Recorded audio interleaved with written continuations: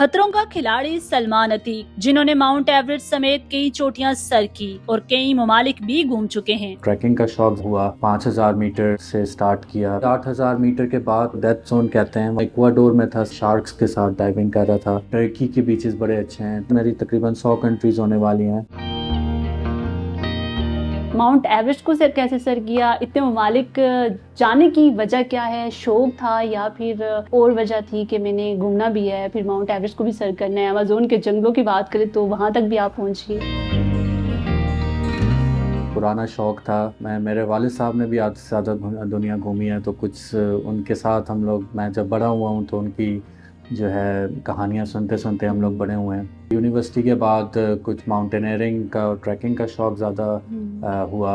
कुछ अरसे में अपनी प्रोफेशनल लाइफ में बिज़ी रहा, फिर पिछले 5-6 साल से दोबारा से माउंटेन्स की तरफ आया हूँ। और पहले 5000 मीटर से स्टार्ट किया, फिर 6000 मीटर की कुछ पहाड़ चढ़े, फिर 7000। फिर पिछले साल मैंने दुनिया की 8वीं बड़ा पहाड़ है मनासलू नेपाल में, वो मैंने सर किया 3 हफ्ते पहले। माउंट एवरेस्ट 21 मई को मैंने सर किया। तो एक बाकी पैशन है घूमने का भी और पहाड़ चढ़ने का, तो सब साथ साथ लेके चल रहा हूँ। तो कितना मुश्किल होता है? जाहिर सी बात है, वहाँ पे ऑक्सीजन की कमी होती है, बर्फानी हवाएं होती हैं, ख़तरनाक रास्ते होते हैं। तो क्या किसी पल ऐसा लगा हो कि यार मैं नहीं कर पाऊँगी? ऊपर जाकर काफ़ी, स्पेशली 8000 मीटर के बाद तो हम लोग उसको डेथ जोन कहते हैं। वहाँ पर आपको डेड बॉडीज़ भी पुरानी नज़र आती हैं ऊपर जो पड़ी हुई हैं फ्रोज़न। आपको, मैंने सामने अपने 2 इंडियंस को देखा जो कि काफ़ी बुरे हालात में थे, स्नो ब्लाइंडेड हुए हुए थे। और जब मैं वापस आया तो मुझे पता चला कि उन दोनों की डेथ हो गई। शेल्टर, फूड, वाटर, ऑक्सीजन, ये सब चीज़ें आपकी चैलेंज हैं। आपको टेंट्स लगाने हैं क्योंकि वहाँ पे कुछ वैसे घर भी नहीं बनते, हट्स नहीं हैं, कुछ भी नहीं है, कोई इंफ्रास्ट्रक्चर नहीं है। पानी आपको खुद जो है वो हम लोग पिघलाते हैं बर्फ़ को। ऑक्सीजन भी जो है लेके जानी पड़ती है। तो हर तरह से आपकी बॉडी चैलेंज में होती है। इस लिहाज से काफ़ी मुश्किल जगह हैं बेसिकली। तो आपने डेड बॉडीज़ देखी तो क्या पहला रिएक्शन क्या था? इमोशनली आप स्ट्रेस में होते हैं, बट इसके साथ बस पैशन भी है, तो वो पैशन है तो क्या कर सकते बंदा हैं। भूल जाते हैं, आगे हाँ, निकल जाता है। बिल्कुल। अच्छा, ये बताइएगा कि आप इतने टाइम से घूम रहे हैं, तो कौन सा ऐसा कंट्री है जो आपको बहुत ज़्यादा पसंद आया होगा हॉस्पिटैलिटी के लिहाज से? डिफरेंट कंट्रीज़ के, ये मुझसे काफ़ी दफ़ा सवाल पूछते हैं। मेरी तकरीबन 100 कंट्रीज़ होने वाली हैं, तो हर कंट्री की कोई ना कोई एक डिफरेंट वो होती है। अभी कुछ महीने पहले मैं इक्वाडोर में था, साउथ अमेरिका की एक कंट्री है। वहाँ पे मैं स्कूबा डाइवर भी हूँ, तो मैं वहाँ पे शार्क्स के साथ डाइविंग कर रहा था। तो वो इतनी रिच जगह है मैरीन लाइफ के हिसाब से और इवन वाइल्ड लाइफ के हिसाब से। सो वो एक बड़ा डिफरेंट एक्सपीरियंस था। फिर अगर आप बीचेस के ऊपर आ जाएं तो टर्की के बीचेस बड़े अच्छे हैं। तंजानिया में ज़ंज़ीबार एक आइलैंड है, वहाँ का बीच आई थिंक मेरे लिए सो फार सबसे खूबसूरत बीच है। तो हर जगह की एक कुछ खासियत होती है। पहाड़ों के हिसाब से पाकिस्तान और नेपाल बहुत ज़्यादा रिच हैं। आप तो ट्रैवलर हैं, तो ये पहाड़ों को सर करना, ये कैसे बीच में कॉम्बो हो गया? बस अब हम लोग यूनिवर्सिटी में होते थे तो हम लोगों का एक हाइकिंग क्लब था। तो उस वक्त टाइम काफ़ी होता था, पैसे कम होते थे, तो हम लोग बस हिच हाइक करके ऊपर चले आते थे। ट्रैक्स वगैरह कर लिए, नांगा पर्वत का ट्रैक कर लिया उस टाइम पे। सलमान अतीक की कोई ऐसी फेवरेट जगह या फिर कोई बचपन से शौक के मैंने ये काम करना था बट वो हुआ नहीं? आई फील वेरी लकी कि जो काम थे काफ़ी हद तक मैंने किए हैं। एडवेंचर से ज़्यादा रिलेटेड काम थे ज़्यादातर। मुझे स्काई डाइविंग का बड़ा शौक था, तो मैंने अभी तक, मैं लाइसेंस स्काई डाइवर भी हूँ। मैंने 100 से ज़्यादा जंप्स की हुई हैं प्लेन्स पर।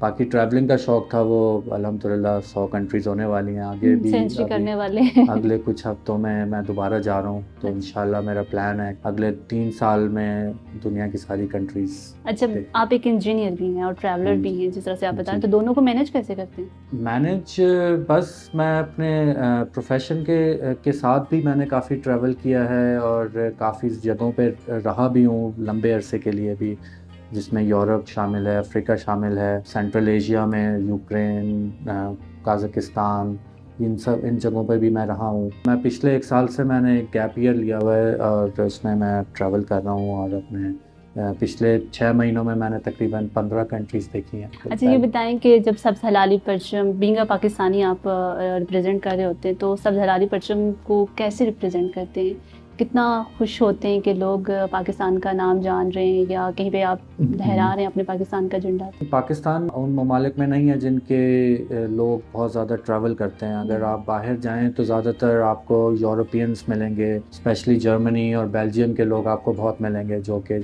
हर वक्त ट्रैवल कर रहे होते हैं। जिनको नहीं पता उनको बड़ा एक वो इंटरेस्ट होता है कि यार इतनी बड़ी कंट्री है, फिर आप उनको बताते हैं कि दुनिया का 5वां बड़ा मुल्क है, 250 मिलियन लोग हैं, पहाड़ हैं। कुछ लोगों को अवेयरनेस है, बट बहुत सारे लोगों को जब आप बताते हैं कि इतना बड़ा मुल्क है तो वो काफ़ी हैरान होते हैं पाकिस्तान के बारे में। पाकिस्तान से लोगों का फीडबैक कैसा मिलता है आपको जब आप लोगों को अपनी स्टोरी सुनाते हैं तो? पाकिस्तान में दोस्त यार हैं, अच्छे अप्रिशिएट करते हैं और जो है साथ भी ट्रैवल भी करते हैं दोस्त यार।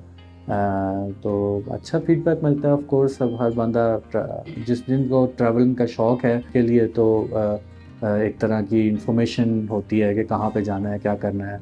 कभी ऐसा हुआ है कि पैसे ही ना हुए हों और आप ट्रैवल कर रहे हो और आप सोच रहे हो कि अब क्या होगा? अच्छे लोग मिल जाते हैं आपको सब जगह पे। लोग काफ़ी काइंड हैं, आप लोग आपको हेल्प आउट करते हैं और आपसे पैसे भी नहीं मांगते। बहुत सारी वेबसाइट्स हैं जिनसे आप अपने आप को रजिस्टर करवा लें और लोगों के घरों में आप रुकें, उनके साथ अपना कल्चर शेयर करें और वो आपसे पैसे भी नहीं कोई मांगता।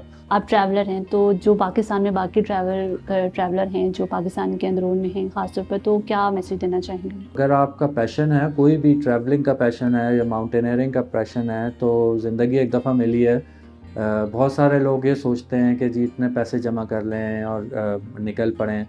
तो अगर आपका शौक़ है तो आपका, इंग्लिश की एक कहावत है, where there is a will there is a way.